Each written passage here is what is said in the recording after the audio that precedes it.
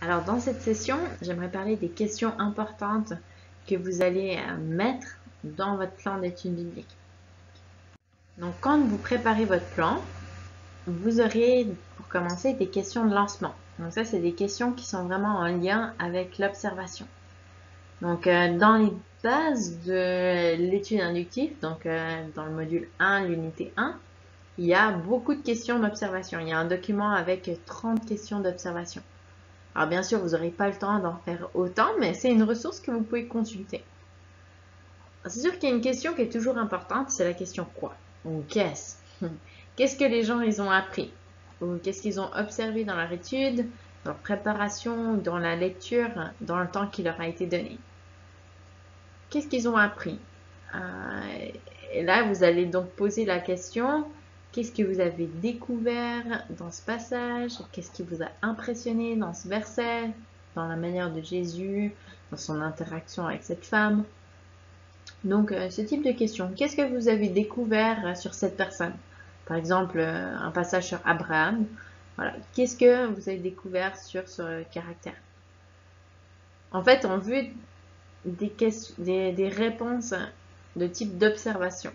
J'ai observé qu'il a fait ci, il a fait ça, il est ci, il est ça.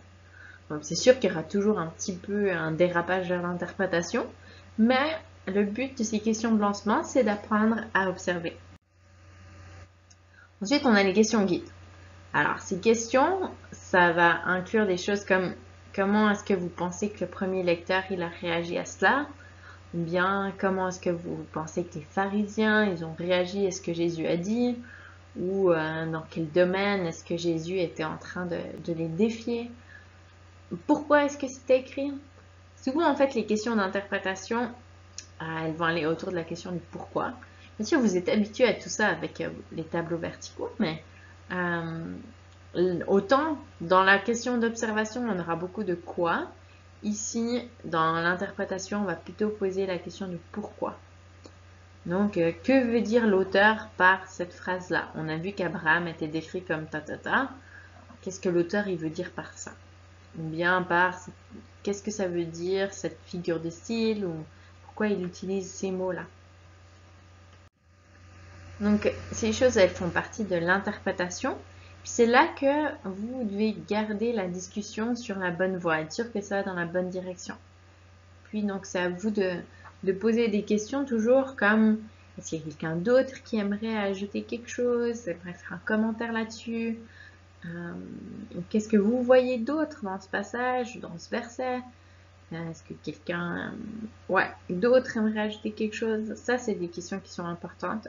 Et c'est des questions à toujours avoir sous la main pour être prêt. Alors, ce que vous allez faire avec les questions résumées, en fait, c'est que vous allez vous assurer que le groupe est en train d'apprendre des leçons, puis surtout qu'ils aient compris qu'est-ce qu'ils sont en train d'apprendre. Qu'est-ce qu'ils ont découvert en fait jusqu'à maintenant pour que ça les amène, en fait c'est un peu la transition jusqu'à l'application. Et puis donc les questions d'application, c'est bon par exemple des fois de rappeler simplement les attitudes. Quelle est l'attitude de Dieu dans cette histoire ou qu'est-ce qui est reflété sur son caractère ou quelles sont les promesses que Dieu y rappelle. Et puis bien sûr, on va dire des choses comme « Ok, c'est bien, on a creusé le texte, on a appris beaucoup de choses sur Abraham ou Jésus ou les pharisiens, sur leur contexte, sur ce qui se passe. Mais maintenant, en fait, qu'est-ce que ça change dans ma vie? Qu'est-ce que ça va apporter à ma situation, à mes circonstances ?» Ça, c'est important de ramener au concret, un peu de revenir sur terre après avoir réfléchi à l'époque de la Bible. Et puis à ce moment-là, ça peut être utile peut-être de demander à chacun d'écrire son application. Comme ça va les obliger en fait à être spécifiques. Et puis ensuite, on pourrait leur donner l'opportunité de partager. Mais bien sûr, le cœur de l'application, c'est pas juste avoir envie de connaître la volonté de Dieu, de connaître la parole, mais bien sûr de faire la parole, de la mettre en pratique. Que ce soit pas juste « Ah, moi je sais les principes chrétiens », mais je vis de manière active, par des actes d'obéissance, par une soumission à la parole du Seigneur, de manière concrète. Alors, quelques tests pour savoir si vos questions que vous avez préparées dans vos plans, elles sont bonnes. Alors, comment déterminer si c'est une bonne question? Alors, est-ce qu'elle est claire? C'est-à-dire, est-ce qu'elle peut être comprise facilement? Est-ce qu'on peut facilement s'en rappeler? Une fois que la question elle a été posée, est-ce que les gens ils vont la garder facilement en tête? Et puis, est-ce que, et bien sûr, il ne faut pas qu'elle soit complexe. Donc, est-ce qu'elle évite en général les « et » et les « mais ». Parce que sinon, c'est sûr que ça peut indiquer que c'est une question complexe. Est-ce que c'est pertinent? Ça, c'est une question assez évidente, mais c'est quand même bon d'y réfléchir au but, au fond de la question. Okay? Qu'est-ce que vous voulez que cette question, elle produise? Quelle question est-ce que vous attendez, ou plutôt quelle réponse est-ce que la question, elle suggère? Vers qui elle est dirigée? À qui est-elle destinée? Est-ce que c'est une question pertinente pour ce type de groupe? C'est sûr que les questions, elles seront différentes selon si vous avez un groupe de jeunes, un groupe d'hommes d'affaires chrétiens, des gens qui sont en recherche ou des gens qui sont des chrétiens matures. Et puis, est-ce que cette question est en lien avec une vérité déjà connue? C'est-à-dire, est-ce que vous êtes en train de construire sur quelque chose qui est déjà compris ou pas? C'est vraiment important de vous assurer qu'il y a vraiment ce fondement qui est déjà là pour pouvoir poser la suite.